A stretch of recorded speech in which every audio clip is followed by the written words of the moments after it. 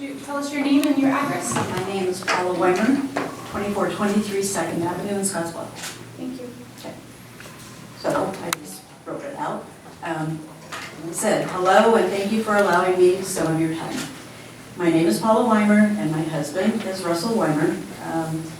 He's lived in Scottsbluff for 40 years plus and in the same residence.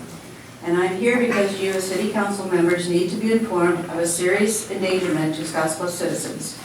I realize I need to make this short due to time allocation. I am hopeful that after you hear me, you will want to know more at the next council meeting. In February of 2022, we had new neighbors move in next door, along with their very large Rottweiler dogs. I have a picture of the 4 dogs that lived in next door. The one that I'll mostly be referring to is actually half Rottweiler and half the Belgian Malinois, I think that's called. Okay. Where am I? Within the first week of them moving in, Rottweiler number 1, his name is Archer, jumped over our backyard 6-foot fence, wooden fence, and attacked, unprovoked, our small dachshund dog. Her name is Molly. She was severely wounded, and we were told by our veterinarian that she was very lucky to be alive. I too sustained physical and emotional wounds that day. A few months later, that same dog, Archer, repeated itself again by jumping the same fence and again maiming our dog Molly. Both of these attacks were reported to the Scottsbluff Police Department.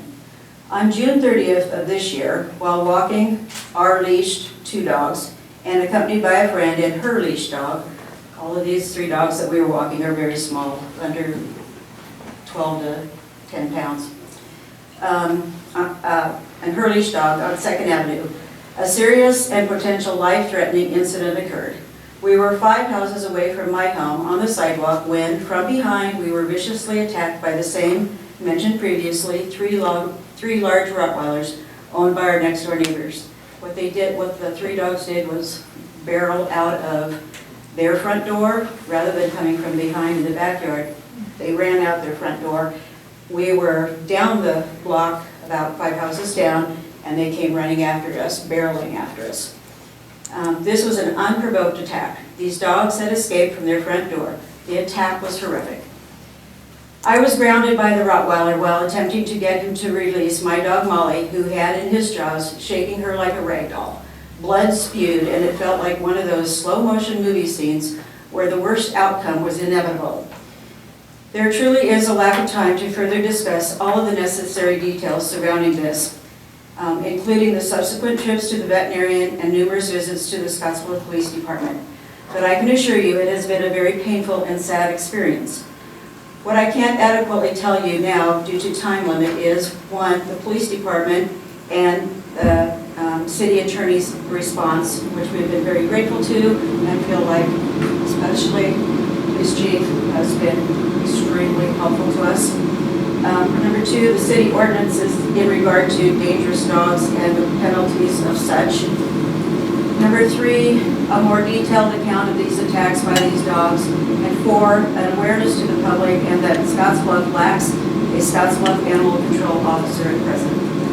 We feel that these dogs pose a severe threat to the Scottsbluff community. Living on 2nd Avenue, we are in immediate access to Scottsbluff Middle School and the stadium, 2 preschools, 3 parks, and we see many, many families walking their dogs every single day. We would like you to consider the city ordinances as they are presently written. These do not adequately provide for safety measures. Our pets, Molly and Gracie, are precious to us. Probably and hopefully most of you who do have pets feel the same way about yours. Molly and Gracie go everywhere with us. Molly has changed due to this trauma. She wakes frequently at night with visible tremors and crying.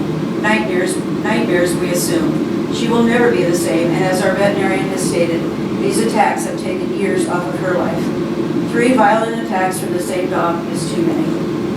Thank you for your time, and please consider this. If nothing is changed regarding the Scottsbluff City ordinances, these dogs remain capable of harming anyone or all animals they choose to go after. The city of Scottsbluff could be held responsible for the pain and the suffering and the loss of potential life. Lawsuit.